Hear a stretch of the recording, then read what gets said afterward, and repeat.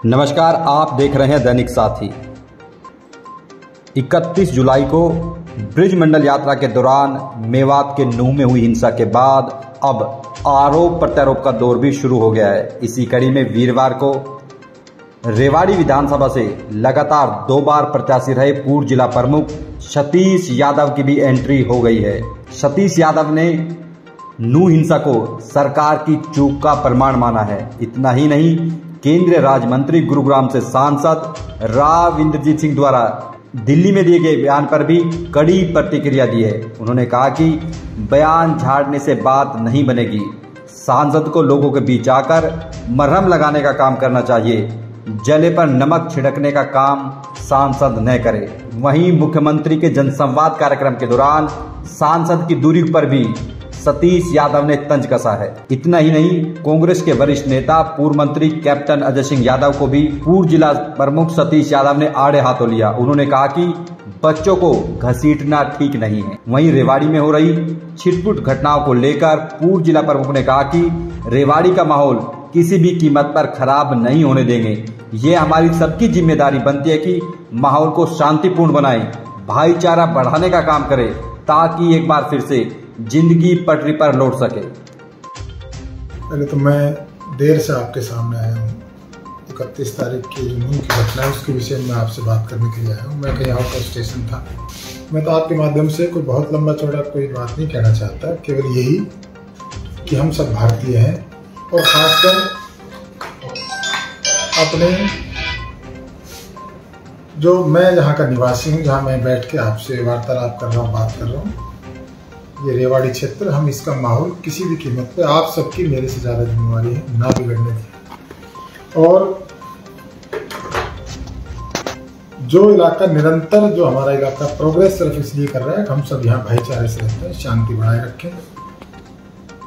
कोई इस तरह का जो घटना नूह में हुई उसको कोई भी जो भारतीय जो भारत से प्रेम करता है वो उसको किसी भी तरह उसको ठीक उचित नहीं बताएगा, वो उसको कड़ी भर्त्सना करेगा। तो मैं भी कर रहा हूँ कि वो गलत है और कहीं ना कहीं सरकार की तरफ से चूक है और बड़ी चूक है कि वहाँ जो लोग, हजारों की संख्या में जो लोग वहाँ नल्लड़ के मंदिर में फंसे रहे और जो उनके साथ वाकया घटा वही बता सकते हैं, वो उस दर्द को वही महसूस कर सकते हैं कि अनेक छोटे छोटे बच्चे, मेरी माताएं बहनें, बुजुर्ग, वो 6, 7, 8 घंटे जिस तरह से वहाँ जो फंसे रहे, वो उनके साथ जो बीती वो परमात्मा किसी के साथ ना बीते, ना हो इस तरह की घटना।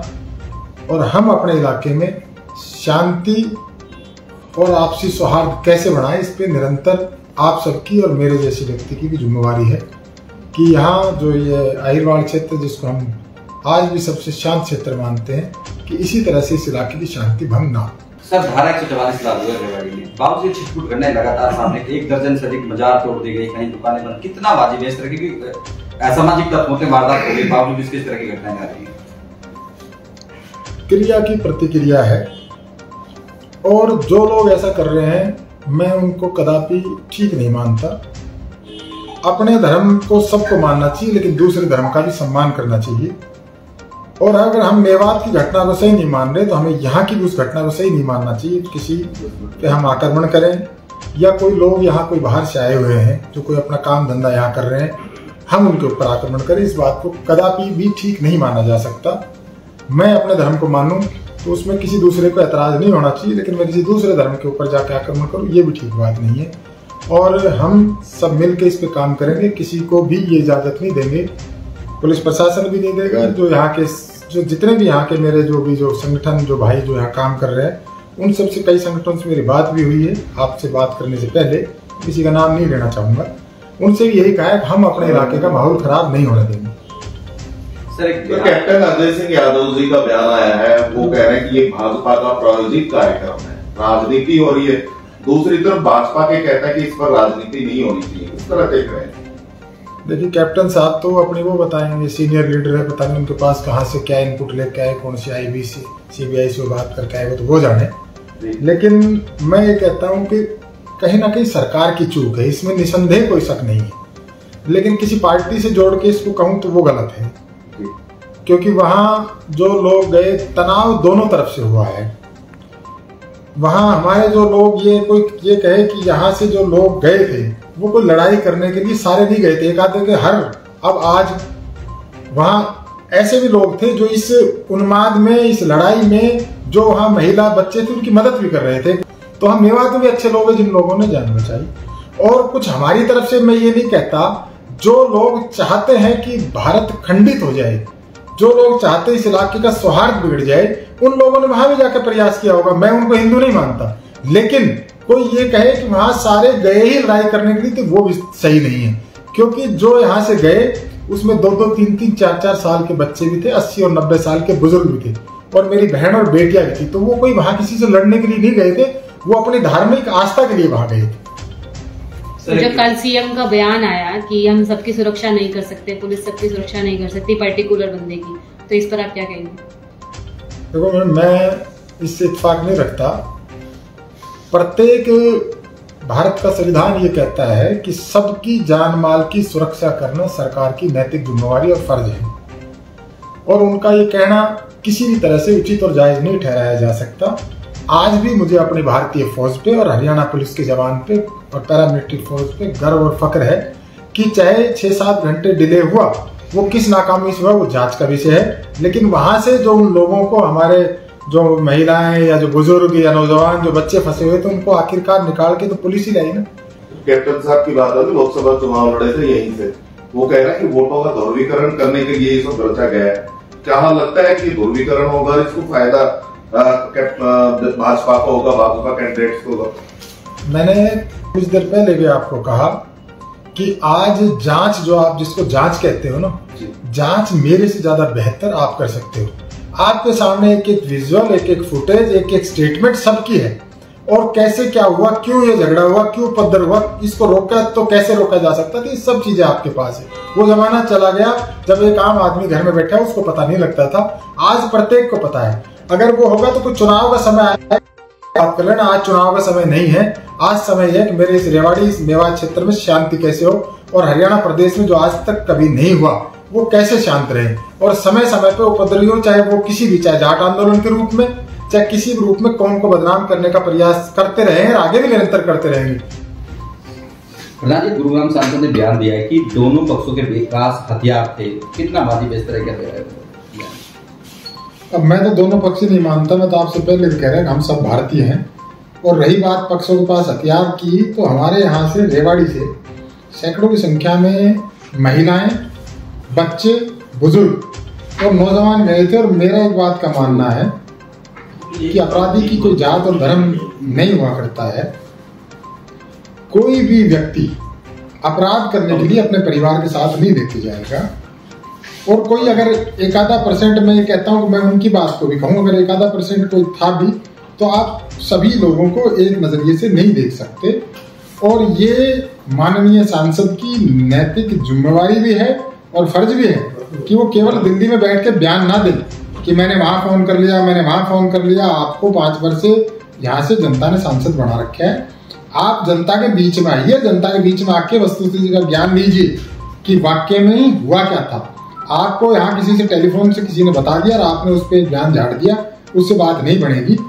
आज जरूरत है कि सभी समुदायों के साथ बैठा के शांति बहाल की जाए, और जो आप अपनी जिम्मेवारी निभाने से कहीं ना कहीं राविंदरजीत सिंह की मैं कहता हूं कि आपके पास अगर पहले इस तरह का इनपुट या बात थी तो आपने सरकार को आगाह क्यों नहीं किया? आप सरकार में सेंटर में मिनिस्टर हैं, आप अब इससे ज्यादा पावर हम क्या दें ये इलाका कि आप अपने लोगों को 6-7 घंटे वहां बंधक बने रहे, उसके बाद आप उनके जड़े पे नमक छिड़कने का काम ना करें कि हम यहाँ से हथियार ले गए। तो मैं सबकी नहीं कह रहा, लेकिन मैक्सिमम लोग जो वहां गए, वहां अपने परिवार के साथ गए थे। वो किसी आपराधिक कृत्य करने के लिए नहीं गए थे, आपराधिक वारदात करने के लिए नहीं गए थे, वो भगवान के दर्शन करने के लिए गए थे। और जैसा मैंने पूर्व में भी कहा कि वहां के मेवात के सारे लोग ऐसे नहीं थे। जिस तरह जो वहां उपद्रव हुआ, वहां मेवात के लोगों ने भी जो दर्शन करने के लिए जो लोग गए थे उनकी मदद भी की, चाहे आपके अपने पेट्रोल पंप पे रख के, चाहे बुजुर्गों ने वहां के जो कोई, चाहे किसी भी जाति से वो संबंध रखते हो, किसी भी धर्म से, उन लोगों ने, बुजुर्गों ने भी कोशिश की कि कम से कम नुकसान हो। हालांकि उपद्रवी की कोई वो नहीं होती, वहां उपद्रव करने में उन्होंने कोई अपनी तरफ से कोई कोर कसर नहीं छोड़ी। चाहे वो रास्ते खोदने की बात हो, चाहे उनको बंधक बनाने की बात हो, चाहे पहाड़ पे चढ़ के गोलियां चलाने की बात हो, उनको किसी भी तरह से उनके कृत्य को जायज नहीं ठहराया जा सकता। अब ये काम है, जांच का विषय है। इस पे मेरा आपके माध्यम से एक बात कहना है कि इस पे एसआईटी गठित और माननीय हाईकोर्ट या सुप्रीम कोर्ट की दिशा निर्देश में इसलिए कि जो हमारी एक छोटे से छोटा पुलिस अधिकारी भी सक्षम है इसकी जांच करने में, वो दूध का दूध और पानी का पानी कर देंगे, लेकिन उसके ऊपर कोई पॉलिटिकल प्रेशर ना हो। इसलिए एसआईटी और सुप्रीम कोर्ट के अधिकार क्षेत्र में, सुप्रीम कोर्ट हाईकोर्ट के अधिकार क्षेत्र में काम करे, जिससे वो बिना डर और बिना भय के काम कर सके। कोई राजनीतिक व्यक्ति उस पर दबाव डाल के उससे कोई गलत काम ना कराए। इसलिए आपके माध्यम से हम चाहते हैं कि सुप्रीम कोर्ट की दिशा निर्देश में उनके सानिध्य में इस तरह का काम हो, लोगों के सामने दूध का दूध और पानी का पानी तो हो चुका है। मतलब ये तो आज जो आपका ये क्योंकि प्रचार प्रसार का जमाना है, सोशल मीडिया का जमाना है कि सभी एक एक विजुअल, एक एक घटना सब कैमरों में कैद है और उनको कोई झुटला नहीं सकता। ये नहीं है, बात नहीं है, वो शुरुआत ही हुई थी। क्या ये बयान गैर जिम्मेदार हमारे? निश्चित तौर पे कि आप वहां दिल्ली बैठकर आपने 1 मिनट में पता नहीं कैसे कह दिया। मैं कह रहा हूं कि मैं उनकी बात को आज भी मैं कह रहा हूं कि कोई 1-आधा% हर कौम में हर जगह है और वो अपराधी है, उसकी कोई जाति और धर्म नहीं है। हम उसको अगर किसी हिंदू ने भी इस तरह की कोई हथियार लेके या कहीं धार्मिक भावना भड़काने का काम किया तो उसके खिलाफ भी कड़ी से कड़ी कार्रवाई की जाए, लेकिन आप सारे समाज को इस तरह से उनके ऊपर उंगली नहीं उठा सकते। आज अब आप ये पूछना चाहते हो तो मैं उनका एक बात का तो स्वागत करूंगा कि मैं कुछ दिन पहले हम सब और मैंने ये कहा था राव इंद्रजीत सिंह अगर इस पानी में आके बैठ जाए समाधान हो जाए, तो माननीय खट्टर साहब कम से कम वहां तक गए तो सही और उन्होंने राजस्थान के चीफ मिनिस्टर से बात भी करी।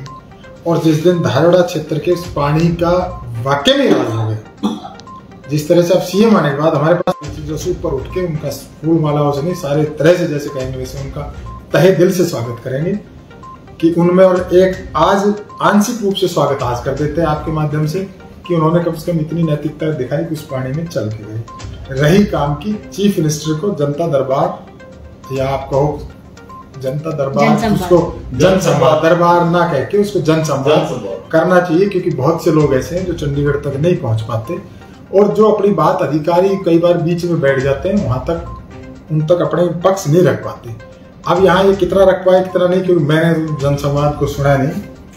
सौभाग्य कहूँ या गलती कहूँ मेरी कि मैं कहीं आउट ऑफ स्टेशन था, बाहर था और आज रात को 12 बजे वापस आए, 12:30 बजे, और सुबह पहले आपसे रूबरू हो रहा हूँ। तो उसका क्या इनपुट आया क्या है वो तो आप बताएंगे, आप ज्यादा बेहतर बता सकते हैं। अब वो किसी की पेंशन बनवा के गए या गली नाली साफ करवा के गए, वो चलो छोटे काम करा गए, बड़े काम करा गए, आपके बीच में आना ही मैं कहता हूँ एक बहुत अच्छी परंपरा है और पहले से चली आ रही। पहले मुख्यमंत्री रहे, चाहे मैं जिनकी पार्टी में कभी रहा, चौधरी ओम प्रकाश चौटाला की, वो भी जनता के बीच में आते थे, लोगों की सुनते थे और बहुत से लोग जो चंडीगढ़ नहीं जा पाते उनके बीच में भी संवाद एक स्थापित हो जाता है, अपनी बात कहने का एक माध्यम मिल जाता है। तो आप कैप्टन अजय सिंह राव दान सिंह के बेटे को लेके कि वो हमें परिवार को, व्यापार को और बुजुर्गों के मान और सम्मान को बीच में नहीं लेना चाहिए। और कैप्टन अजय सिंह कभी भी इस हद तक चले जाते हैं, कई बार उनको यही नहीं पता होता मैं बोल क्या रहा हूँ। और आपने कई बार इसके बारे में कोई बात नहीं करना चाहते हो, किसी पद पे भी नहीं है। आप राव इंद्रजीत सिंह को लेके, कैप्टन अजय सिंह को लेके कोई मेरे से बात करोगे तो मैं 24 घंटे उन पर बात करने को तैयार हूँ, लेकिन परिवार को लेके, किसी व्यापार के लेके कोई क्या कर रहा है क्या नहीं कर रहा, उस पर लेके आप कोई टोका टिप्पणी कराओगे तो मैं उस पर कोई टोका टिप्पणी करने के लिए तैयार नहीं हूँ। यही कैप्टन अजय सिंह कल तक इंद्रजीत सिंह को एक बार इनका लक्ष्मणी बन गया था। यही कैप्टन अजय सिंह कभी कांग्रेस, कभी इसी मुख्यमंत्री जो आज के मौजूदा मुख्यमंत्री इनके पास भाग भाग के जाते थे। यही कैप्टन अजय सिंह कभी हुड्डा साहब को इस इलाके का सबसे बड़ा दुश्मन बताते हैं। यही कैप्टन अजय सिंह कभी हुड्डा साहब की गोद में जाकर बैठ जाते हैं। तो मैं कैप्टन अजय सिंह की क्या कहूँ, भगवान उनको सद्बुद्धि दे। नहीं तो पढ़ो ना, हम उससे कम मना कर, लेकिन परिवार बच्चों को मत बोलो आप, और आपके मुझे से अच्छा नहीं लगता। अगर हम वो बातें बहुत दूर तक चले जाए, अगर हम इनके पर्सनल हम परिवार पे आएंगे तो फिर बहुत ऐसी बातें होगी जो नहीं, वो नहीं होनी चाहिए, परिवार के बारे में नहीं होनी चाहिए।